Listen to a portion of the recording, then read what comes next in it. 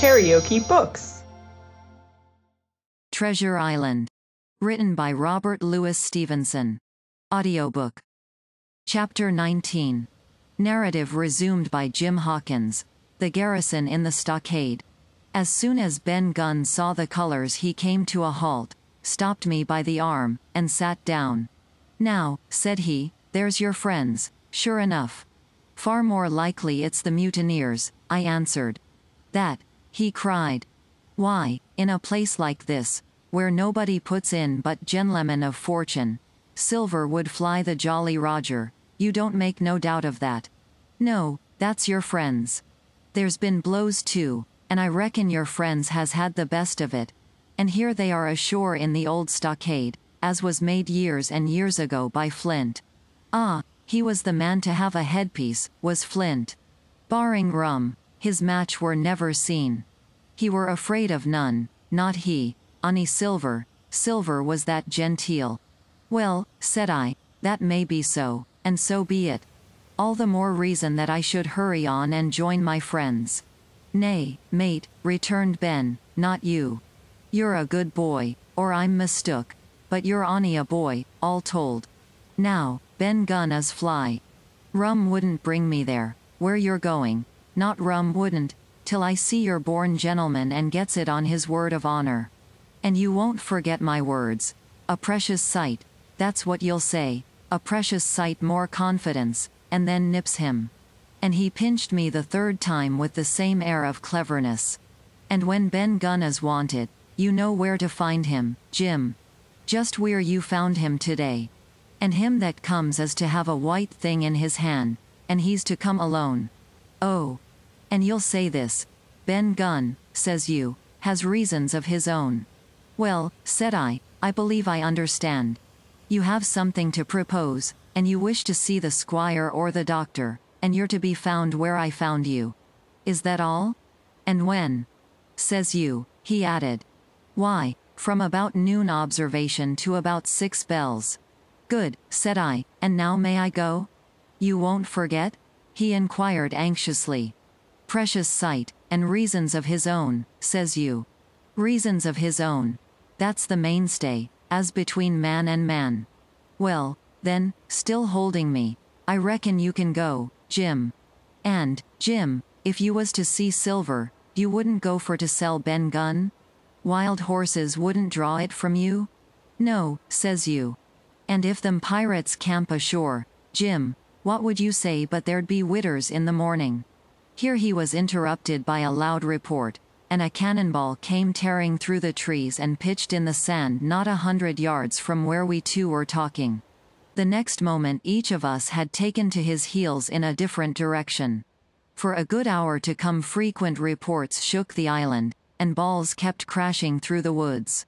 I moved from hiding place to hiding place, always pursued, or so it seemed to me, by these terrifying missiles.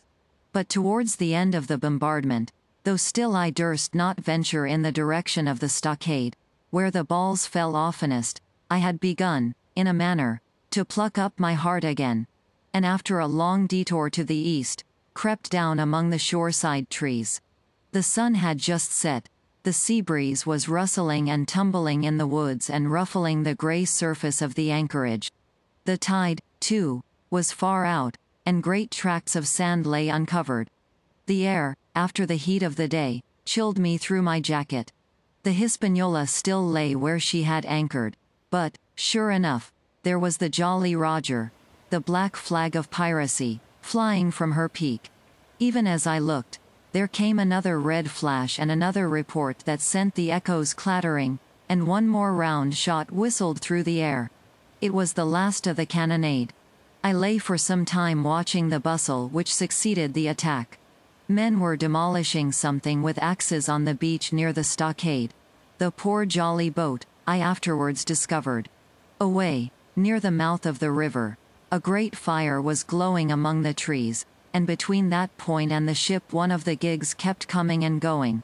The men, whom I had seen so gloomy, shouting at the oars like children. But there was a sound in their voices which suggested rum. At length I thought I might return towards the stockade. I was pretty far down on the low, sandy spit that encloses the anchorage to the east, and is joined at half-water to Skeleton Island. And now, as I rose to my feet, I saw, some distance further down the spit and rising from among low bushes, an isolated rock, pretty high, and peculiarly white in color. It occurred to me that this might be the white rock of which Ben Gunn had spoken, and that some day or other a boat might be wanted and I should know where to look for one. Then I skirted among the woods until I had regained the rear, or shoreward side, of the stockade, and was soon warmly welcomed by the faithful party. I had soon told my story and began to look about me. The log house was made of unsquared trunks of pine, roof, walls, and floor. The latter stood in several places as much as a foot or a foot and a half above the surface of the sand. There was a porch at the door, and under this porch the little spring welled up into an artificial basin of a rather odd kind, no other than a great ship's kettle of iron, with the bottom knocked out, and sunk, to her bearings, as the captain said, among the sand. Little had been left besides the framework of the house, but in one corner there was a stone slab laid down by way of hearth and an old rusty iron basket to contain the fire. The slopes of the knoll and all the inside of the stockade had been cleared of timber to build the house, and we could see by the stumps what a fine and lofty grove had been destroyed. Most of the soil had been washed away or buried in drift after the removal of the trees. Only where the streamlet ran down from the kettle a thick bed of moss and some ferns and little creeping bushes were still green among the sand.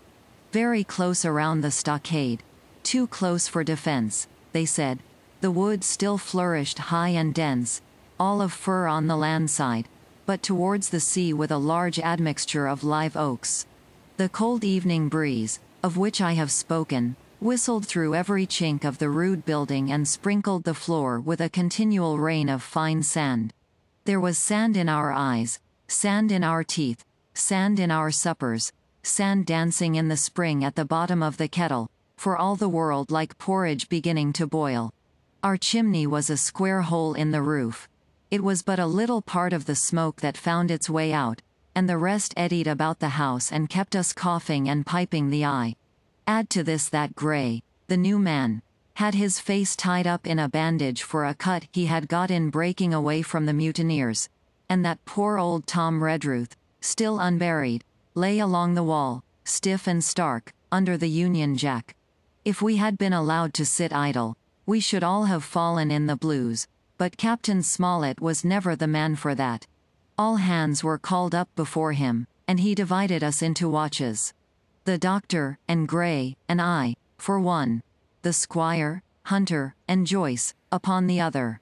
Tired though we all were, 2 were sent out for firewood. 2 more were set to dig a grave for Redruth. The doctor was named Cook. I was put sentry at the door, and the captain himself went from one to another, keeping up our spirits and lending a hand wherever it was wanted. From time to time the doctor came to the door for a little air and to rest his eyes, which were almost smoked out of his head, and whenever he did so, he had a word for me. "That man Smollett," he said once, "is a better man than I am. And when I say that it means a deal, Jim." Another time he came and was silent for a while.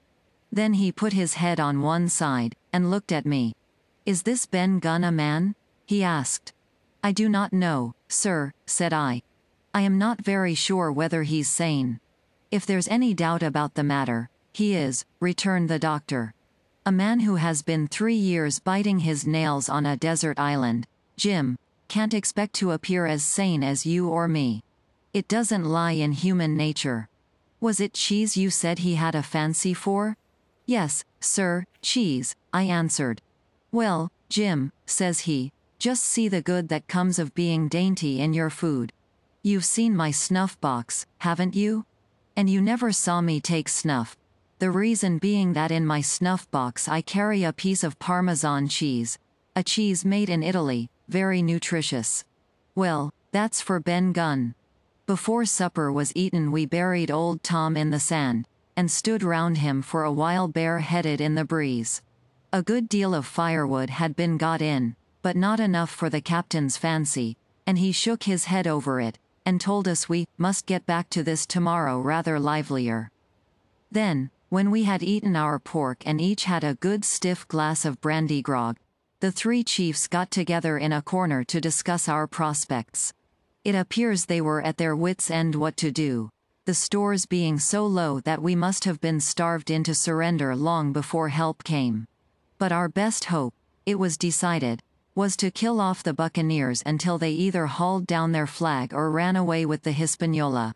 From 19 they were already reduced to 15. 2 others were wounded, and one, at least, the man shot beside the gun, severely wounded, if he were not dead. Every time we had a crack at them, we were to take it, saving our own lives, with the extremest care. And besides that, we had 2 able allies, rum and the climate. As for the first, though we were about half a mile away, we could hear them roaring and singing late into the night. And as for the second, the doctor staked his wig that, camped where they were in the marsh and unprovided with remedies, the half of them would be on their backs before a week.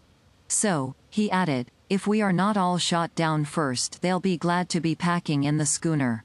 It's always a ship, and they can get to buccaneering again, I suppose. First ship that ever I lost, said Captain Smollett.